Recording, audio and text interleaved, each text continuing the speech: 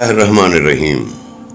دوستو، یوں تو اسلامی تاریخ صدیوں پہ محیط ہے اور اسلامک ہسٹری کو سمجھنے اور سمجھانے کے لیے بھی تاریخ دانوں کو بڑے تجربے، تجزیے اور تحقیق کی ضرورت ہوتی ہے۔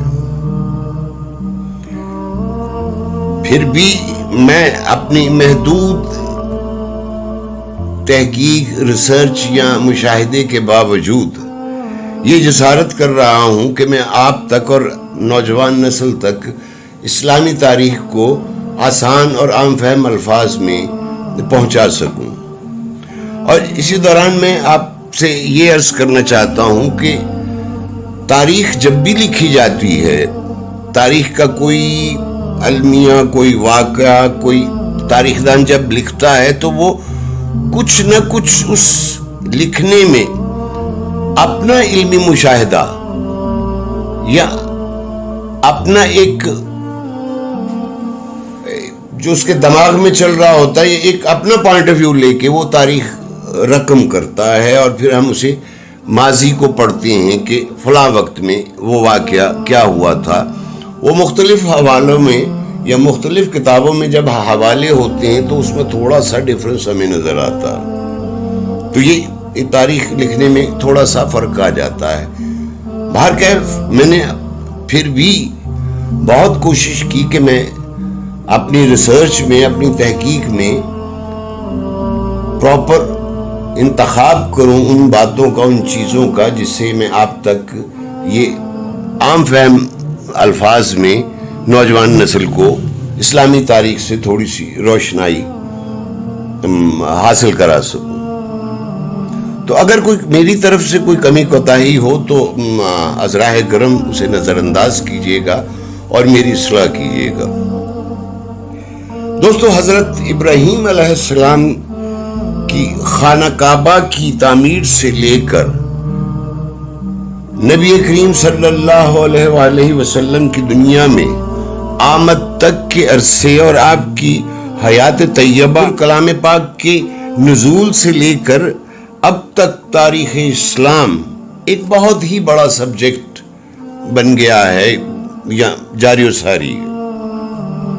دوستو، جیسے کہ میں پہلے بھی عرض کر چکا ہوں، اپنے کم علمی مشاہدے اور کم علمی صلاحیت کے باوجود میں نے کوشش کی ہے کہ میں عام فہم زبان میں آج کی نوجوان موجودہ نسل کو جو دنیاوی تعلیم اور آنکھوں کو چکا چوند کر دینے والی نت نئی ایجادات اور مغربی علوم اور معلومات کو محور حیات سمجھ بیٹھی ہے، اور مادی ترقی کرنے والے عام انسانوں کو اپنا آئیڈیل اور ہیرو تسلیم کیے ہوئے ہیں، اور اپنے اسلامک ہیروز، اولیاء کرام، صوفیاء کرام اور بزرگان دین اور بہت سی ایسی شخصیات کو فراموش کر چکی ہے جو نہایت ہی قابل افسوس ہے۔ دوستو، ان ہمارے اسلامک ہیروز اور صوفیاء کرام کے بارے میں جاننا یا ان کے بارے میں پڑھنا یا ان کے بارے میں علم حاصل کرنا آج کی نسل کے سامنے تو بہت دور کی بات ہے۔ آج کی نسل تو ہمارے ان اسلامک ہیروز کے نام تک نہیں جانتی۔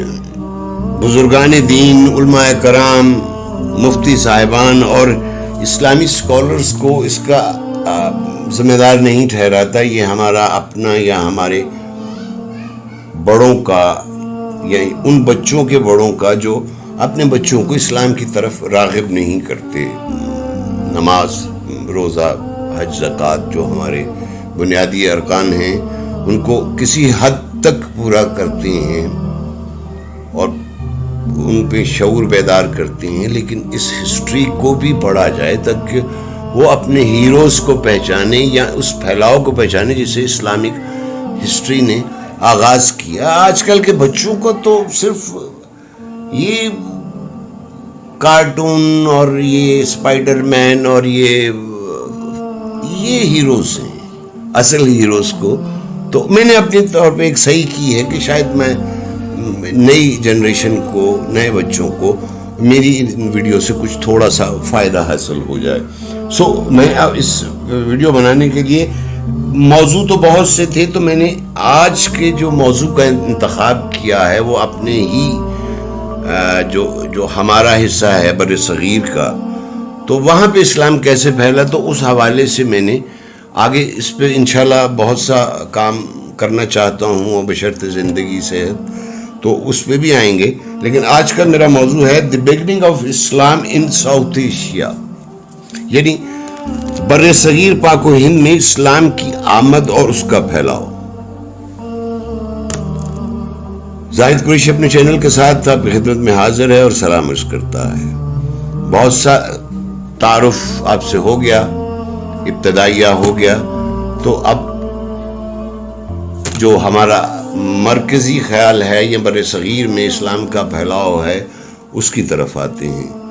ناظرین, نبی پاک صلی اللہ علیہ وسلم کی تعلیم و تربیت مسلمانوں کے لیے اور تبلیغ نے 23 سال کے مختصر عرصے میں عرب کی ان پڑھ, جاہل اور جنگجو باشندوں کو ایک سولائزڈ قوم میں تبدیل کر دیا تھا. پھر یہی عرب باشندے اسلام کا پیغام لے کر دنیا کے کونے کونے تک پہنچے. اسپیشلی وہ اسلام کا پیغام لے کر نہیں پہنچے, لیکن اس میں کچھ فیکٹرز تھے. یعنی عرب تاجر جنہوں نے ابتدا کی اس خطے میں آمد کی. عرب تاجر بر صغیر کے لوگوں کا تجارتی تعلق بہت ہی پرانا تھا, یعنی اس سے پہلے سے وہ اس خطے میں آتے جاتے تھے. تجارت کا سامان جس میں زیتون, کھجور وغیرہ اور دوسرے دیگر سامان اور چیزیں لے کر بر صغیر آتے, اور اسے یہاں فروخت کرنے کے بعد یہاں کی مقامی چیزیں جن میں مسالہ جات تھے, گرم مسالے بھی جسے ہاٹ اسپائسز کہتے ہیں, اس کے علاوہ گندم, چاول, کپاس وغیرہ واپس عرب لے جاتے اور اسے وہاں فروخت کر کے منافع کماتے تھے. اسی تجارت کے شعبے میں عربوں کے یہاں دوسرے تعلقات بھی, یعنی سوشلی تعلقات بر صغیر کے لوگوں سے بڑھنے لگے. عرب تجارتی قافلے والے یہاں چھوٹی چھوٹیاں بستیاں بنا کر رہنے بھی لگے. اسی طرح عرب اور بر صغیر کے لوگوں کا آپس میں تعلق یا رابطہ قائم ہوتا چلا گیا. بنو امیہ کے خلیفہ عبد المالک کے دور میں حجاج بن یوسف کو عراق کا گورنر بنایا گیا, جو کہ بر صغیر کے ساحلی علاقوں کے ساتھ ساتھ لگتا تھا. سندھ میں اس وقت راجہ داہر کی حکومت ہوا کرتی تھی, جو کہ ایک جابر اور ظالم حکمران تھا, اور یہاں کے لوگ راجہ داہر سے تنگ تھے. اس تنگی کی وجہ راجہ داہر کے عوام پر بے پناہ ٹیکسز تھے, ظلم و جبر, اور انہیں نیچ سمجھا اور حقارت کی نظر سے دیکھا جاتا تھا. اس لیے لوگ راجہ داہر کو پسند نہیں کرتے تھے. کا نظام رائج تھا اور غریب لوگوں کو نفرت اور حقارت کی نگاہ سے دیکھا جاتا تھا. یہاں تک کہ نچلی ذات کے ہندو نہ تو پاؤں میں جوتے پہن سکتے تھے اور نہ سر پر پگڑی, اور نہ ہی انہیں گھڑ سواری کی اجازت تھی. یہی وجہ تھی کہ لوگ راجہ داہر سے محبت نہیں نفرت کیا کرتے تھے. سیلون میں بھی بہت سے عرب تاجر رہائش پذیر تھے, یا وہاں بھی وہ اپنا سامان لے کے جایا کرتے تھے. ایک بہت بڑے عرب تاجر کی وفات ہوئی تو سیلون کے حکمران نے اس عرب تاجر کا بہت سا قیمتی سامان, مال و اسباب اور تحفے تحائف کے ساتھ ساتھ ان کی بیواؤں اور بچوں کو قیمتی مالی تجارتی سامان کے ساتھ عرب کی طرف روانہ کیا۔ یہ سامان 8 مختلف بحری جہازوں میں روانہ کیا گیا۔ بر صغیر اور سندھ کے ساحلی علاقوں کے ساتھ ساتھ بحری قزاق یعنی سمندری ڈاکوؤں کا راج تھا۔ جیسے ہی قافلہ سیلون سے دیبل کی طرف آیا تو سمندری حدود کے قریب وہاں بحری قزاقوں نے تمام سامان لوٹ کر بچوں اور بیواؤں کو غلام بنا لیا یا قیدی بنا لیا۔ دوستو، بحری قزاقوں نے جن مال و اسباب کے ساتھ بچوں اور عورتوں کو قیدی بنا لیا تھا، انہی میں سے ایک بچی نے اپنے ساتھ بیتنے والے اس واقعے کو، اس المیے کو ایک خط کی صورت میں پیغام بھیجا حجاج بن یوسف کو اور ساری رودات بیان کی۔